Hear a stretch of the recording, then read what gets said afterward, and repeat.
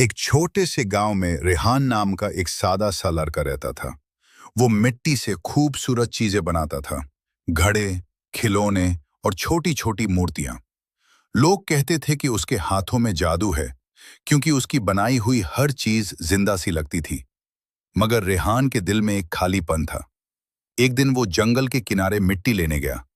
वहां उसे एक पुरानी टूटी हुई संदूक मिली। जैसे ही उसने संदूक खोला, एक तेज रोशनी निकली और उसके सामने एक खूबसूरत परी आ खड़ी हुई। परी ने उदास आवाज में कहा, मैं जोया हूं। मुझे एक जादू ने इस संदूक में कैद कर दिया था। रेहान हैरान भी था और मोहित भी। उसने कभी इतनी खूबसूरत चीज नहीं देखी थी। उसने धीरे से पूछा, तुम आजाद हो गई हो ना अब?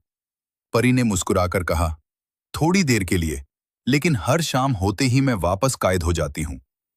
उस दिन के बाद रेहान रोज जंगल आता। दिन भर वो जोया के साथ बातें करता, उसके लिए मिट्टी से छोटी छोटी चीजें बनाता। कभी एक चिड़िया, कभी एक फूल। जोया उन चीजों को देखकर बच्चों की तरह खुश हो जाती। धीरे धीरे दोनों के दरमियां मोहब्बत जन्म लेने लगी। एक दिन जोया ने उदासी से कहा, रेहान, अगर मैं हमेशा के लिए आजाद न हो सकी, तो क्या तुम मुझे भूल जाओगे? रेहान ने उसकी आंखों में देखकर कहा, मैं तुम्हें कैसे भूल सकता हूं? तुम मेरी जिंदगी की सबसे खूबसूरत सच्चाई हो। उस रात रेहान ने फैसला कर लिया।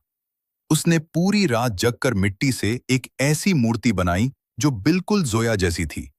हर मुस्कान, हर नजाकत, सब कुछ। सुबह जब जोया आई, रेहान ने वो मूर्ति उसके सामने रखी। ये मेरी मोहब्बत है।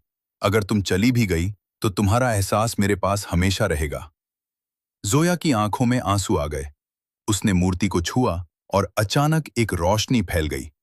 जादू टूट रहा था। जोया हमेशा के लिए आजाद हो गई।